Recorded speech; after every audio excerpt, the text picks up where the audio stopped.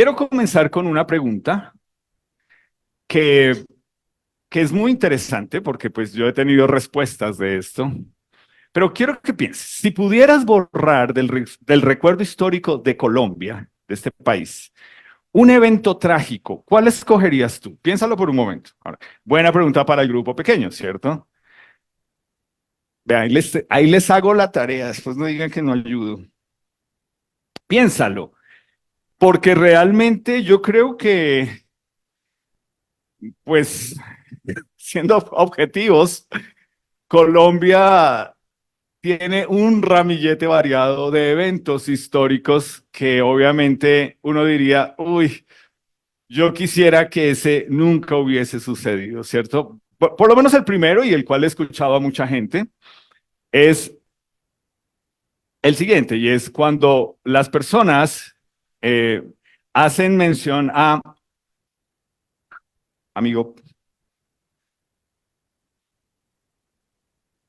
ojalá nunca nos hubieran conquistado los españoles. Tú no pienses en voz alta, tú eres de esos. Tú eres de los que si tienes la oportunidad de ir a la península ibérica, estás pensando, se robaron nuestro oro. ¿Por qué? ¿Por qué piensas eso? Pero pareciera que todos nuestros males como país arrancan porque nos conquistaron los españoles y obviamente pues uno dice, pero es que casi exterminan las culturas que existían aquí. Sí, ok, pero sucedió.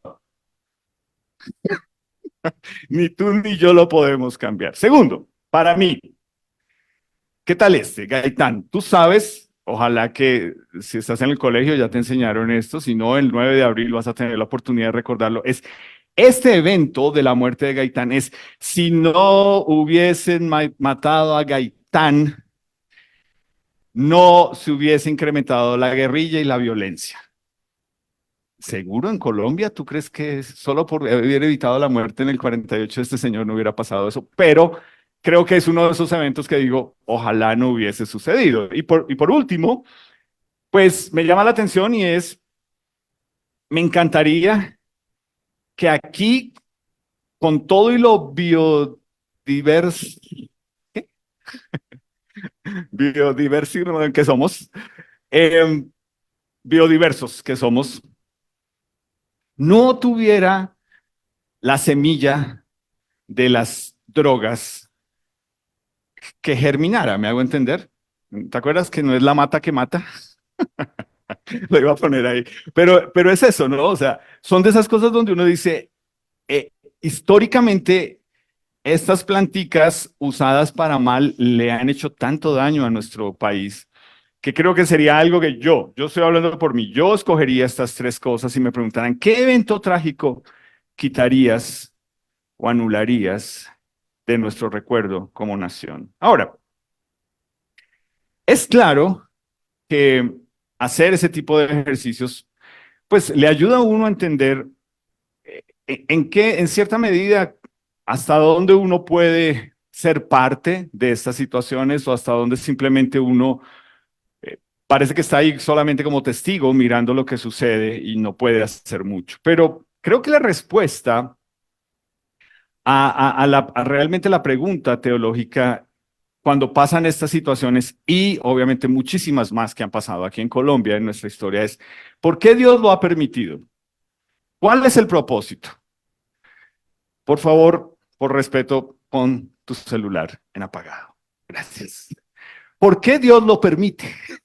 ¿Cuál es el propósito? ¿Por qué será que cuando pensamos en eventos históricos difíciles, es como, pero, o sea, ¿dónde estaba Dios? ¿Qué estaba pasando ese día? ¿Será que Dios estaba ocupado organizando por allá algo del universo? ¿Qué realmente sucedió? Y la respuesta a estas preguntas, yo creo que es claro cuando tú lo puedes pensar en eventos de tu propia vida, ¿cierto? Y si tú tienes un momento cuando tú puedes pensar, realmente yo sí le preguntaría a Dios, Dios, ¿por qué permitiste esto en mi vida? ¿Cuál es tu propósito? ¿O cuál fue tu propósito con que esto pasara?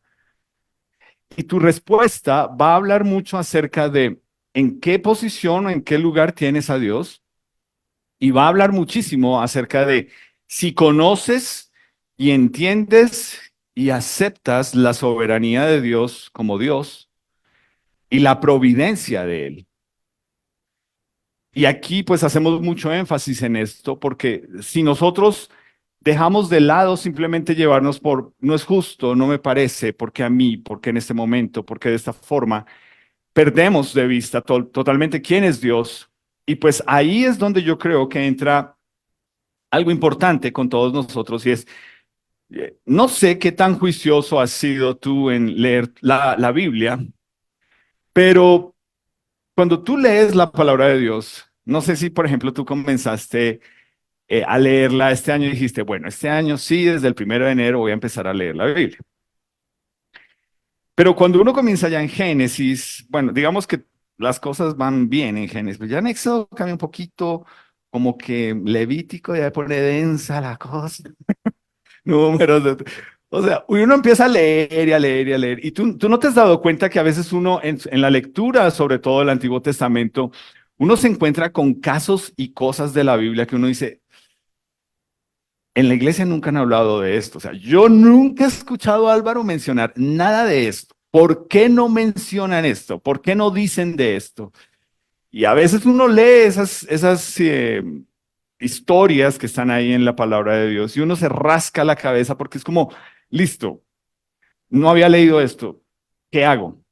¿Me afecta mi fe o sigo con la fe intacta? ¿No? Haz de cuenta que es un partido de fútbol. Sigue con la fe intacta.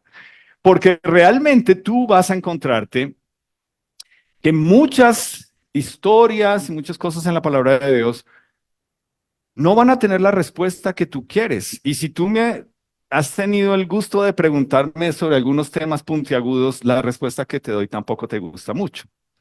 Porque realmente la cuestión no es, más bien la pregunta es, ¿eso mueve tu fe? ¿Eso te hace dudar de quién es Dios? ¿Eso te hace dudar de lo que conoces de Dios?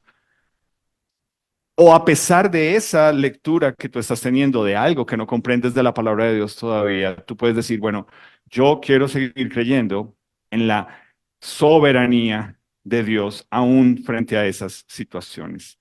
Y creo que la palabra de Dios, y yo voy a hablar por mí, porque me ha pasado a mí, en la palabra de Dios hay unos relatos y unas situaciones que a mí me dan pena, yo debo decirlo. Lo bueno es que yo no me pongo rojo. A mí me dan pena. Y yo le huyo a responder a eso. Y yo quisiera arrancar la hoja y que, oh, Dios, borra esto, mejor que todo esté digital y simplemente le damos borrar. ¿Por qué esto está ahí? ¿Por qué lo describes de esta forma? ¿Por qué permitiste que se escribiera esto? Y a veces como que esa soberbia mía en querer decirle a Dios qué debía poner ahí o no en su palabra, mm, me hace Dios mostrar y ver, ven Álvaro, ¿tú te avergüenzas de mí? Yo te pregunto a ti te avergüenza algo de la palabra de Dios? ¿Hay algún versículo que tú digas, "Ay, este versículo me da pena, este versículo no debería estar ahí, este versículo me cuesta, este versículo hace que yo diga, Dios, todo iba tan bien, ¿por qué pusiste este versículo acá? O esta historia o este relato. ¿No te pasa a ti o soy yo el único? Si no te pasa, lee más la Biblia a ver qué te encuentras. Pero yo tengo aquí unos amigos que puedo mirar a la cara y me dicen, sí, de verdad. Y el problema no es Dios, el problema no es su palabra, el problema es mi ego, el problema es mi orgullo, el problema es que yo quiero que la palabra de Dios se vea agradable, el problema es que en mi arrogancia hay gente allá afuera que yo digo, "Ah", y uno, ¿por qué llegaste a eso? ¿Por qué no llegaste a otro versículo? No, no, no, para poder explicarte esto tengo que darte una vuelta muy grande. Pero finalmente lo que Dios me muestra en su palabra es, ¿tú te avergüenzas de mí? ¿A ti te da pena lo que está escrito ahí? ¿A ti te avergüenza mi palabra? Y para mí esta semana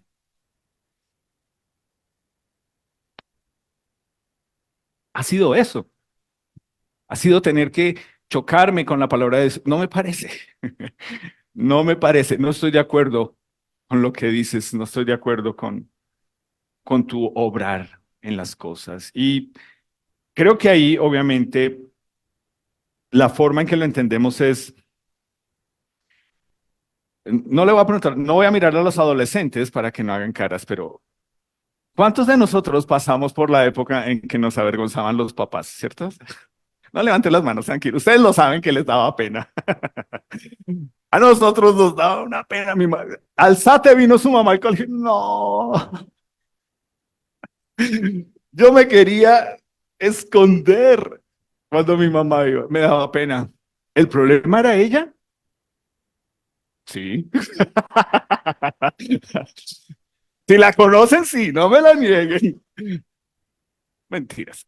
Sí, el problema era yo, era inmaduro, era tonto, no la apreciaba, no la valoraba, no entendía lo valioso que era eso. Y creo que es lo mismo que nos pasa con la palabra de Dios. Si no tenemos cuidado, a veces sentimos como que, no, pero ven, pasemos mejor esto rapidito, pero está ahí. Y por más que tú no lo quieras, va a ser algo que Dios dice, aquí está, aquí está. Y creo que y he contado esto en otras ocasiones, pero si ya lo escuchaste, pues vuélvelo a escuchar. Y mi esposa tenía enseñaba una escuela dominical de mujeres y algo que nos hemos dado cuenta con el paso del tiempo es que si tú eres soltera o divorciada o madre soltera, adivina, y está escrito desde Génesis 3, ¿cuál es uno de los temas con el que tú más luchas? No hables en voz alta. Y mi esposa en esa clase de edad, no, no me parece sujetarme, no, pero él es un desgraciado, pero es que hizo, pero es que... Pero es lo que dice acá. Sí, pero es que tú no entiendes mi situación, tú no entiendes cómo es mi hogar, tú no entiendes cómo es él. Ok. Un día llegó a esa clase, abramos la Biblia una vez más en uno de esos pasajes que queremos hacer y arrancar. Les digo, hagamos la tarea, ábrelo ahí. Ahora arranca la hoja. Claro, ni choca. Pues si tanto te molesta, si no lo quieres, si no te quieres sujetar, arráncala. Y con eso tú estás tranquila y no tienes que pensar en que ese pasaje está en la palabra de Dios. Ve, o sea, el punto de esto es que no conocer a Dios hace que nosotros frente a su palabra nos sentemos en un grupo pequeño a decir, no me parece. ¿En serio? Y realmente algo que tú debes recordar es, mira, Dios es perfecto, concepto que solamente nosotros entendemos porque está escrito en español, pero tú y yo no sabemos qué es la perfección. No lo sabemos, no lo entendemos. En este mundo caído y pecaminoso no hay nada perfecto. Si está hecho por nosotros, va a fallar. Punto. El único perfecto es Dios. El único bueno es Dios, que es el otro concepto con el que nosotros luchamos. Si Dios fuera bueno, no me parece, porque a mí, porque en esta forma, porque en este momento. Y pues obviamente todo esto nos hace entender que todo lo que Dios hace y permite refleja la esencia de quién es Dios, muy a pesar de nuestro pecado. Entonces, creo que este debe ser el marco en el que nosotros vamos a estar estudiando hoy uno de esos pasajes, porque Dios no tiene nada de qué arrepentirse de lo que está escrito en su palabra, absolutamente de nada. Dios está en control de todo lo que sucede.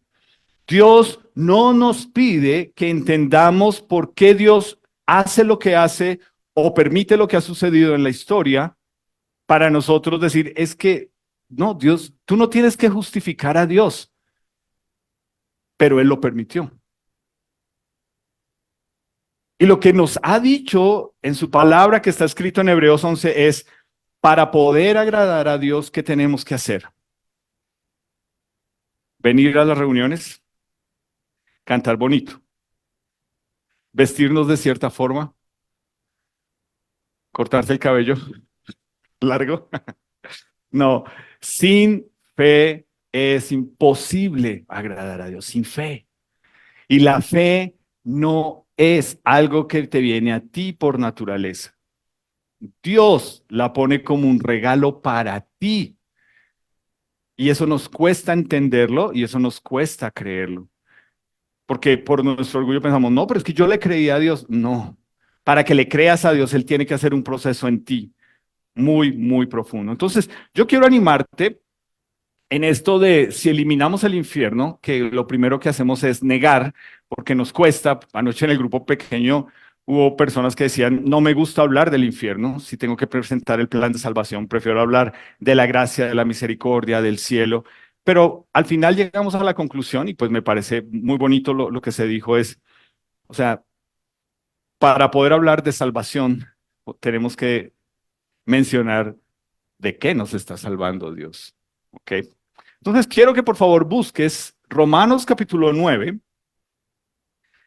porque este es uno de esos pasajes que realmente hace que uno se rasque la cabeza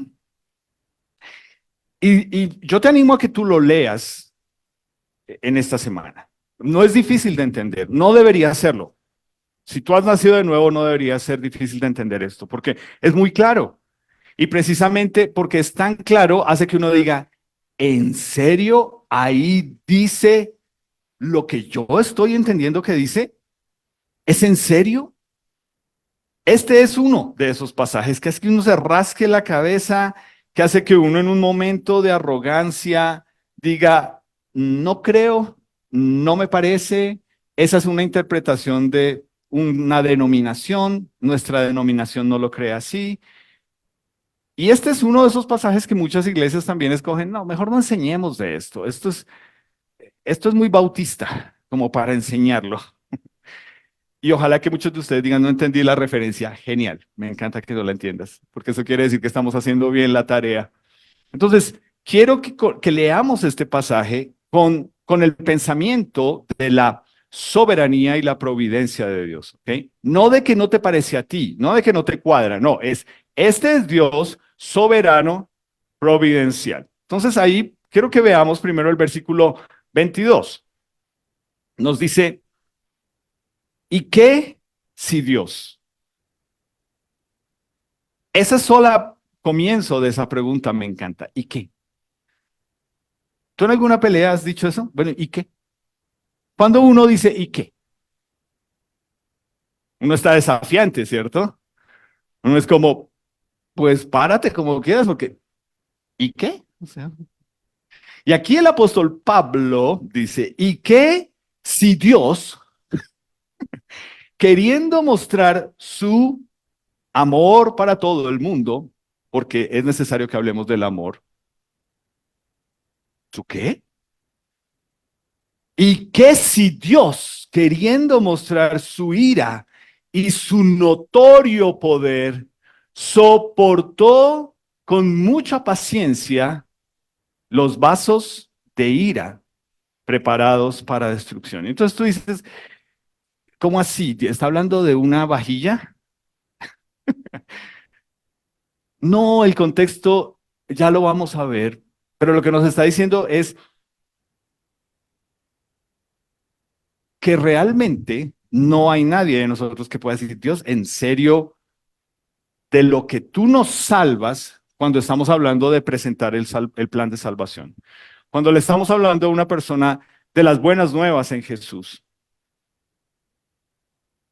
lo que nosotros debemos entender es de lo que Dios nos quiere salvar es de Él mismo.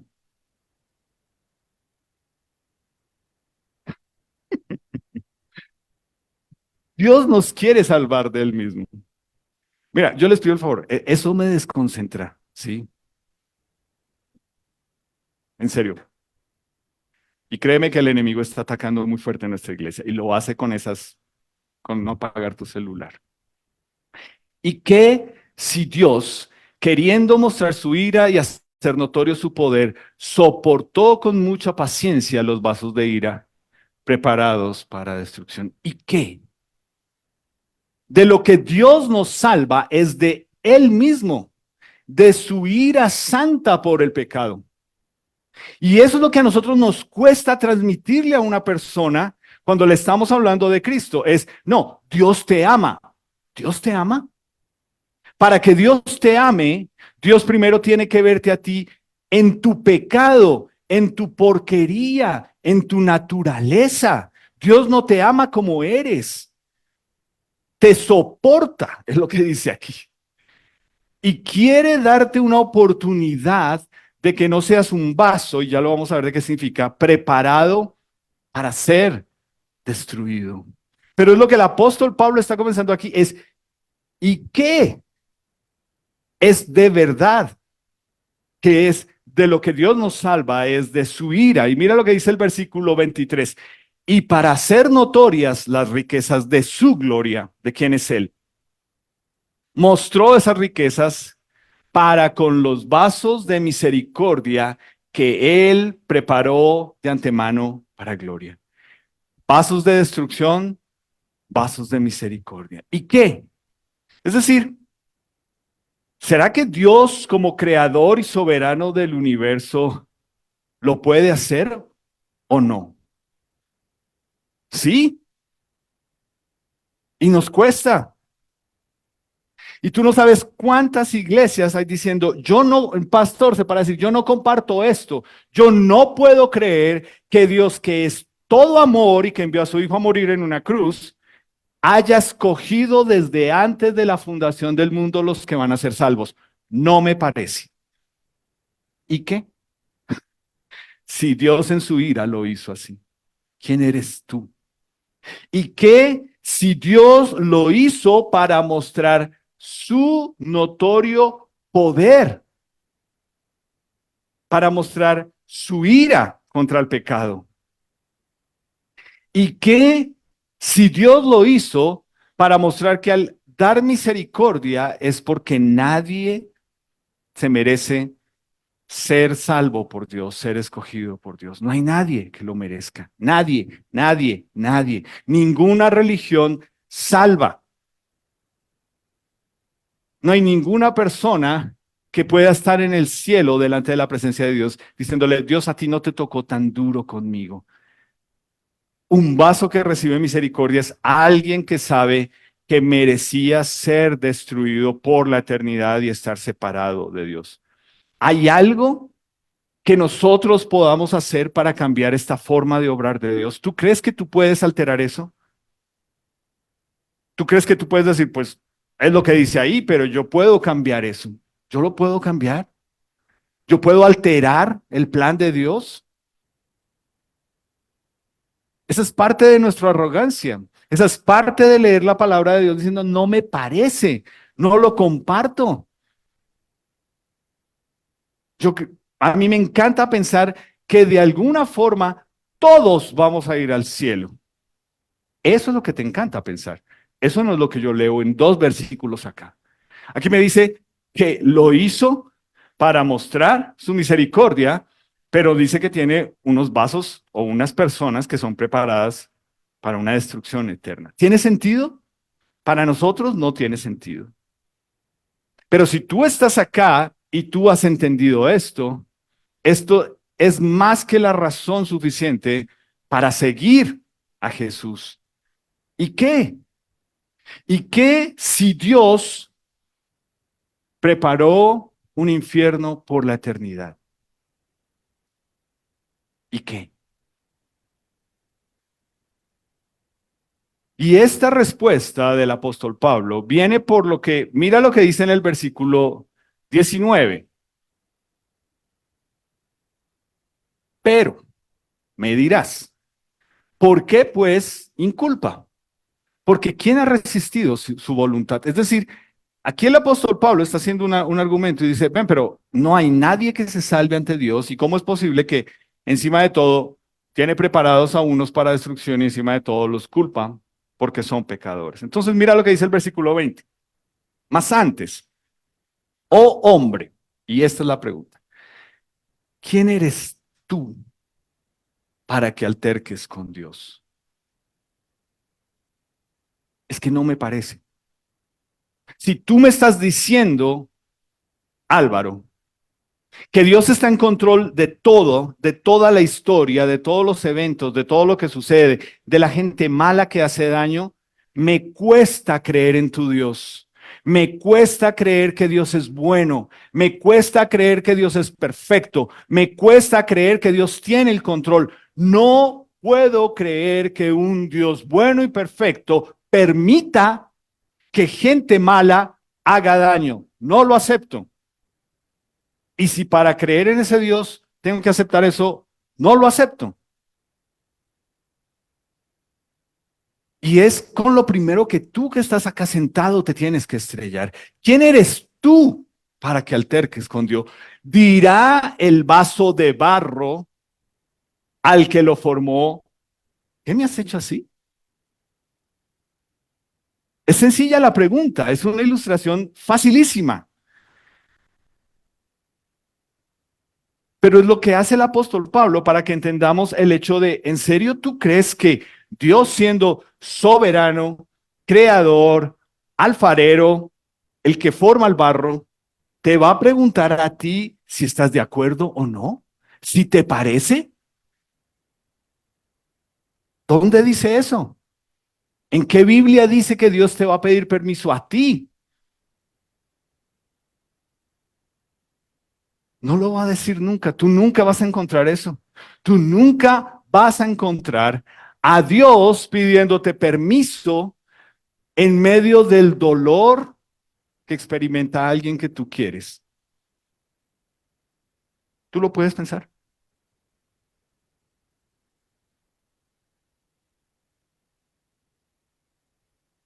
Lo que le dijo el Señor Jesús a Pedro, Satanás te ha pedido para ser zarandeado. ¿Y qué le dijo Jesús? Pero tranquilo, aquí está súper Jesús para defenderte. Nada malo te va a pasar. Yo esperaría eso. Yo esperaría que Jesús me diga, pero fresco, Álvaro, yo te rodeo con 10,000 ángeles para que a ti no te pase nada y lo declaramos. Pero tranquilo, mi Pedrinchi, yo he orado por ti para que cuando caigas y te revuelques allá en el fango y yo te saque de ahí, tú vuelvas a estar parado firme para servirme. ¿Puede el vaso decirle al alfarero, es que no me parece? Es injusto. ¿Por qué a mí? ¿Por qué en este momento? ¿Por qué de esta forma? ¿Por qué con mi familia? ¿Por qué con nosotros? ¿Por qué con mi hijo? ¿Por qué Dios puede? ¿Quién eres tú? ¿Quién te crees tú? ¿Quién y qué si Dios lo quiso hacer de esta forma? No tiene sentido para nosotros porque cuando cuestionamos el obrar de Dios, no lo haces por astucia, no lo haces porque eres inteligente, no lo haces porque tú te sabes más Biblia que todos nosotros, lo haces por arrogante, lo haces porque tu ego es lo que te hace llevar a decir, no me parece. Pelea con esto, pelea con Dios, no pelees conmigo. Y sí, ¿qué derecho tienes tú a sentarte en un grupo pequeño a decir, no me parece? Es lo mismo que Dios está diciendo. Ah, ¿no te parece? O sea, yo tengo que pedirte permiso a ti para que a ti te agrade mi mensaje. Ah, no, pero es que si ves cómo el pastor sí se avergüenza de la palabra de Dios, yo no, ¿seguro? A ti te da pena hablar del infierno. A gente que amas, te da pena, te avergüenza. ¿Sabes de quién te estás avergonzando? De Dios y su palabra, no de mí, no del burro que Dios permite que se pare aquí a hablar y que tú digas, pero ¿por qué este man tiene que hablar? No, es de Dios. Dios a mí no me parece. Yo sé que Jesús habló más del infierno, pero yo voy a hablar del amor y de la misericordia, porque a mí no me parece. ¿Así? O sea, tú me vas a decir a mí cómo tengo yo que hacer el mensaje, según tú, es lo que nos dice Dios. ¿Y qué si Dios lo quiso hacer de esta forma? ¿Quién eres tú para decirle a Dios lo que debe o no debe hacer? Dios no tiene por qué darnos ninguna explicación de cómo Él obra y de lo que está escrito en su palabra. Dios no te debe a ti ninguna explicación. Dios no me debe a mí ninguna explicación.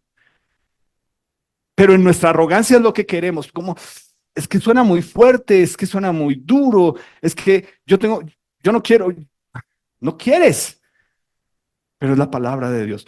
Dios es, o Dios tiene la potestad por ser el alfarero sobre el barro, o no la tiene, o tiene potestad el alfarero sobre el barro para hacer de la misma basa un vaso de honra y otro para deshonra. Potestad, derecho, creador, soberanía, providencia. Ese es él. Y entre más tú te resistas, entonces menos te cuesta creer que Dios es perfecto, que Dios es bueno y que todo lo que hace es reflejo de su esencia. Esto es con lo que peleamos en la realidad. Porque nosotros decimos, pero ¿por qué Dios a él o a ella o con él o con ella o de esta forma? ¿Por qué lo hiciste? Y lo que estamos cuestionando es, Dios, pareciera que no eres tan perfecto, que no eres tan bueno. Estamos cuestionando esa esencia de quién es Dios. Dios sigue siendo Dios en medio de tu tragedia. Dios sigue siendo Dios en medio de tu dolor. Dios sigue siendo Dios en medio de tu pecado. Dios sigue siendo Dios. Solamente tú y yo somos los que lo bajamos de ahí porque no nos parece. No tenemos el más mínimo potestad de ser el barro que pregunta, ¿por qué a mí y no a él o a ella? ¿Por qué conmigo y no con ellos? ¿Por qué de esta forma? ¿Qué evento cambiarías de Colombia? ¿Por qué nací en Colombia? No, no te lo has preguntado.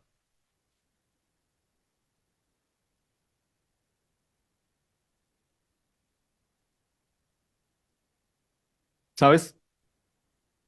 Dios es tan perfecto, Dios es tan bueno, que esa es su esencia, que lo que hizo Dios fue escoger venir a este mundo de inmundicia y de pecado a morir en una cruz. Él escogió hacer eso. Fue su decisión. Escogió nacer de un par de judíos pobres en un lugar insalubre. ¿O tú crees que fue casualidad? Que justo les dio por hacer un censo y no había lugar para ellos en el hostal. ¿Qué vainas? ¿Qué pasó ahí, Dios? Es tu hijo el que van a hacer. ¿Cómo pueden hacer en medio de un lugar donde las vacas, los burros y los caballos hacen sus necesidades?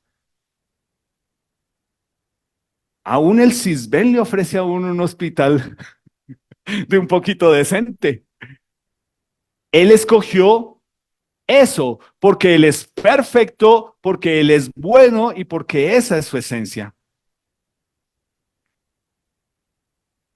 ¿Quién crucificó a Jesús? ¿Los fariseos? ¿Los romanos? ¿Los judíos? Tú eres de los que dices, es el evento más injusto de la vida. No, fue lo más justo. Es la única persona sin pecado que pudo morir por nuestro pecado. ¿Para satisfacer qué? La ira de Dios. De eso nos salva Dios. de su ira contra el pecado.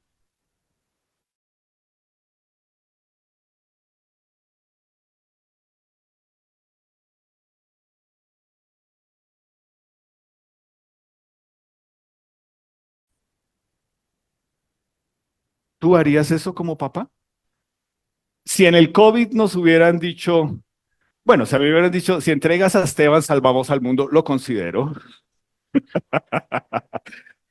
Dijeron por ahí, habrá algunas pérdidas, pero si es por el bien del mundo. Pero tú piénsalo, ¿tú entregarías a un hijo por miles de personas y millones que no conoces? Nadie va a hacer eso, nadie. Pero Dios escogió, porque es perfecto, porque es bueno, que su hijo muriera y fuera clavado en una cruz. Yo no haría eso.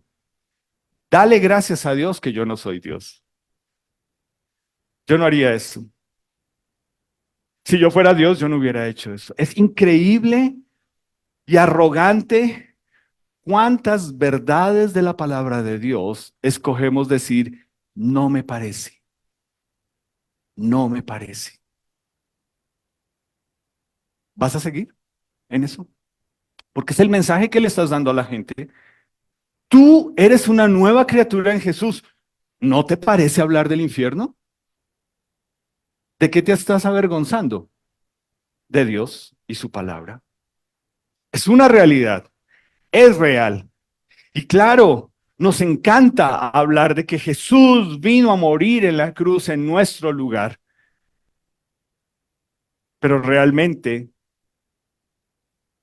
es lo que sucede con este mundo. Pregúntale, ¿cuántas personas afuera? Cuando tú mueras, ¿tú para dónde vas? Para el cielo. O sea, en vida la gente sabe, voy para el cielo, quiero ir al cielo, listo. ¿Estás haciendo algo para ir en ese camino? No, ¿para qué? Si todos somos hijos de Dios. Es decir, la gente quiere el cielo, pero muy pocos están dispuestos a aceptar lo que dice Dios. Acepta que eres un pecador, acepta que estás condenado, acepta que yo envié a morir a mi hijo por la ira que se debía pagar por el pecado y acepta que una vez que lo haces, ya no vives tú, sino que Cristo vive en ti y vives para mí, y es lo que nos dice Dios. Y ahí es lo que nos cuesta. No me parece, es mi vida. Yo tengo sueños, yo tengo planes, yo quiero alcanzar esto, yo quiero hacer esto. Entonces, ¿para qué me das hijos si yo ya los proyecté que ellos van a hacer? Si yo no rindo mi vida a Jesús, yo no voy a entender de qué se trata vivir aquí en este mundo. Todos quieren ir al cielo y casi nadie afuera quiere pensar en el infierno. Porque el infierno es para un Pablo Escobar, el infierno es para un Hitler, el infierno es para un Garavito. No para ti y para mí. Bueno, según la palabra de Dios, somos los primeros que estábamos en la fila para estar allá. Cuando condenamos, cuestionamos, criticamos al alfarero y sus acciones, lo que estamos haciendo es bajar a Dios del trono de nuestro corazón. Y es muy sencillo. Es Prendes el televisor, niño de 2 años muere. Dios, ¿dónde estabas? ¿Cómo es posible? ¿Para qué le das un hijo a una mamá si va a morir ese hijo? Es Dios. Entonces tú no eres perfecto. Entonces tú no eres bueno. Entonces esa no es tu esencia. Y ahí es donde nosotros que hemos nacido de nuevo patinamos. No sabemos dar explicación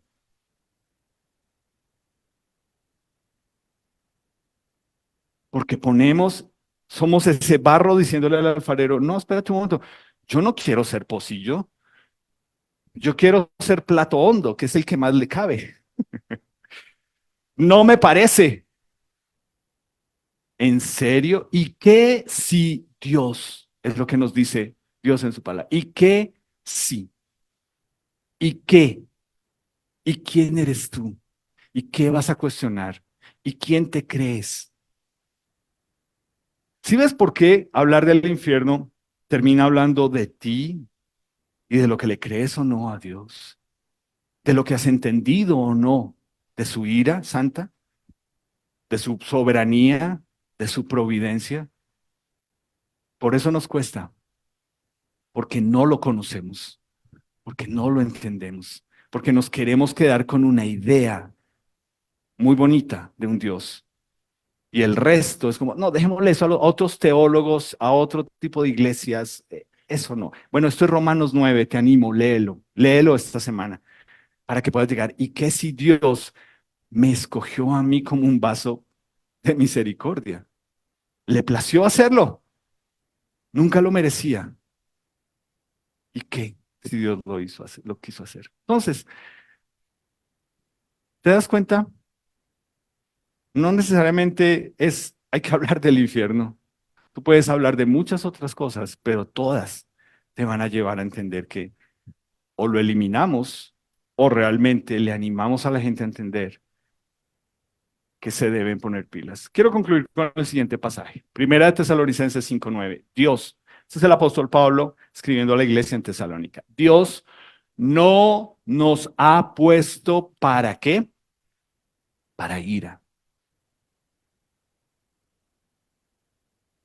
Si yo he nacido de nuevo en Jesús, me salvé de la ira de Dios. Entonces mi pregunta para ti, que eres nuestro invitado hoy, o tú que vas a ver esto, ¿tú ya sabes si eres salvo de la ira de Dios? ¿O tú estás sentado ahí pensando, pues yo pensé que era solamente venir acá? No. Dios no nos ha puesto para ira, sino para alcanzar salvación por medio de nuestro Señor Jesucristo. Tú has sido invitado aquí para que entiendas que estás en un camino rumbo al infierno y que el único que te puede dar una oportunidad de vida eterna es Jesús para ser salvo de la ira de Dios contigo porque eres un pecador. Si eso no es claro para ti, no sé qué más lo debe ser. Y para todos nosotros, iglesia, tú te levantas todos los días adorando a Dios por esto. Dios, gracias. Un día más me salvaste de tu ira. No lo merezco. Soy un pecador. Soy lo peor. Gracias por salvarme de tu ira. Gracias. Gracias. Y gracias, Dios. Señor Jesús, gracias por tu palabra hoy. Gracias por ese pasaje en Romanos 9. Gracias porque es tan claro que lo han querido torcer para que no diga lo que tú dices. Y es que tú, Señor, escoges a los que salvas. Y eso no nos gusta en un mundo que nos hace creer que todos tenemos los mismos derechos y que todos tenemos que tener equidad. Esto no es contigo. El único que tiene la potestad y el derecho de escoger eres tú y ya lo has hecho. Nuestra tarea es contarle a los demás si puedan descubrir si tú los has escogido y es contarles las malas nuevas y las buenas nuevas. Y Señor, aquí estamos, esta es tu iglesia. Somos vasos de barro de misericordia escogidos por ti, Señor. Ayúdanos, Señor, a no ser tan arrogantes frente a tu palabra, a ser enseñables, a entender el tremendo privilegio de poder sabernos salvos, de poder mirar a nuestra propia historia y entender que en medio de esas situaciones difíciles y dolorosas, tú sigues siendo Rey, soberano y providencial, Señor. Gracias por eso en este día, Señor, y que esto guíe nuestra semana, Señor, y nuestra vida en este mundo. En tu nombre, amén.